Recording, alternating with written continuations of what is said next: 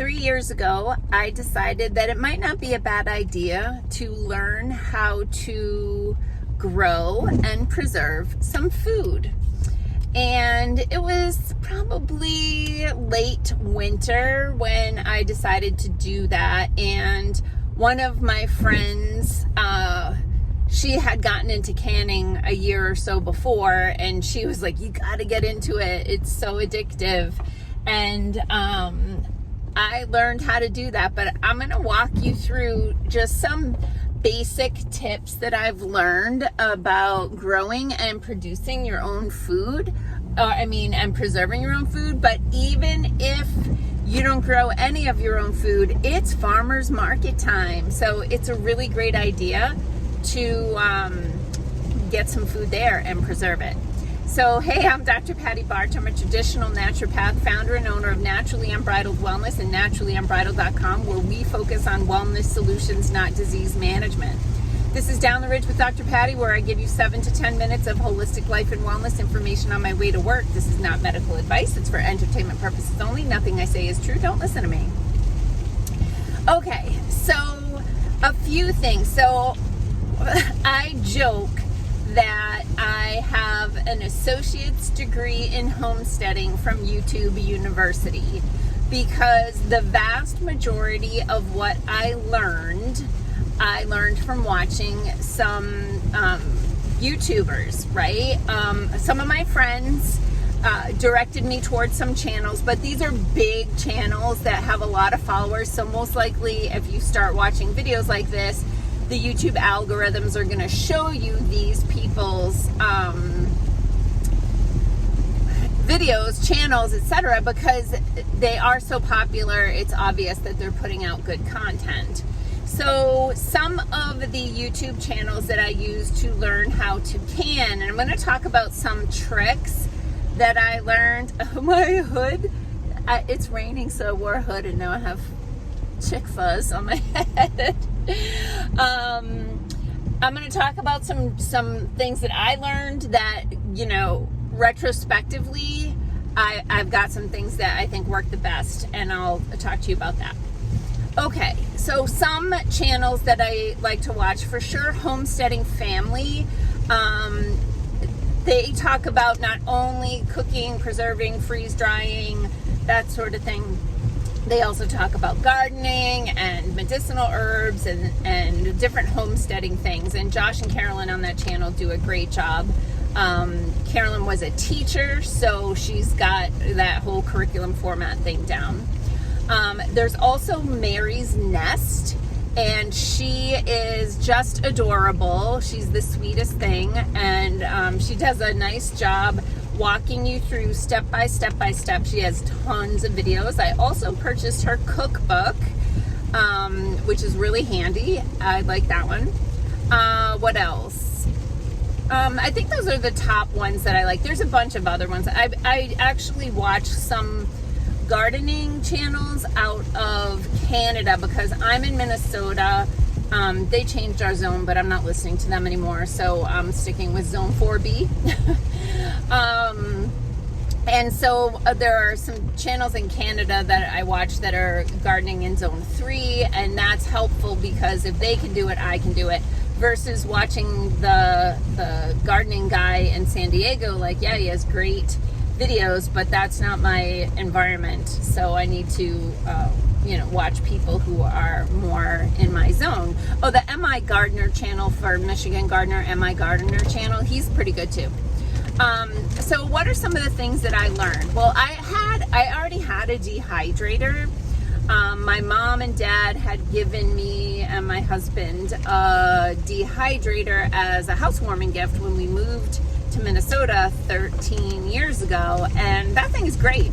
I like to use it. I did learn a couple of things. Do not use the dehydrator in your house if you are dehydrating hot peppers or onions, because the fumes will burn your face off. So I'm fortunate enough that I have a wraparound farmer's porch on my house, and so I can actually put my dehydrator out on my porch and plug it in out there. I also have a 3-season room that I can open all the windows in there and do it out there, but you could also do it in a garage. But I would keep the door open and keep it well ventilated. If you did it in your basement, your whole house is still gonna stink of peppers and onions. So that was a trick that I learned. Then before a lot of people start with water bath canning, and they start with jams and jellies, and I actually hate water bath canning, and I want to tell you about that in a minute. But no, not me. I started with beef stew. I started pressure canning with beef stew. So I got a Presto stovetop pressure canner. I got the big one because something's wrong with me where I always have to get the biggest and the best. And I really like it. I actually, of course, own 2 of them now. And it works pretty good. But my friend that introduced me to canning also introduced me to the Nesco digital electric pressure canner, and that is my favorite thing. I actually, of course, have 2 of those too. Those only will fit 4 quarts or 5 pints. So it's like small batch canning, which is why I have 2 of them. But it's so much easier and so much faster than stovetop pressure canning that for me it's worth it most of the time. There are times when I have like just a big batch of stuff to do in the pressure canner where I will break out my stovetop Presto pressure canner because I can just do that many more. And I actually have an outside canning station. It's just a camp stove with a diffuser so it doesn't melt the canner. And so I can do those out on the porch as well, which is convenient. But Carolyn on Homesteading Family has a step-by-step instructional video of how to can beef stew. And so that was the first thing that I canned, and it's still, I think, my favorite thing that I can. Now, water bath canning is the type of processing that you can do with other things like pickles and high acid foods like salsa and that sort of thing. But same friend introduced me to a steam canner, and this is a stovetop canner that mine is Fruit Saver brand. And the thing I like about that is there is a gauge on the top of the canner that you can follow the needle and see like when you're at the right amount of steam and temperature for your altitude, and then you can start the processing there. The problem that I have with water bath canning, things like pickles that you would like to not over process, you'd like them to be crispy, is it's really hard for me to tell like when to start the timer on a water bath canner. Like, is that a rolling boil? Is that a rolling boil? Like, and the thing is that it's sitting there boiling until it gets to the rolling boil, and then you start your timer, and then you end up with mushy pickles, and nobody likes a mushy pickle. Anyway, the steam canner, you can't do it for a long time because the steam will actually evaporate, but almost everything that you can water bath, you can do in a steam canner on the stovetop. And it's also faster because you're only putting in about 1.5 inches of water versus gallons upon gallons of water that need to boil in a stovetop canner. In the steamer canner, you just put the water in the bottom, turn it on, watch the little gauge on the top. You've got your jars in there ready to go, and boom, boom, boom.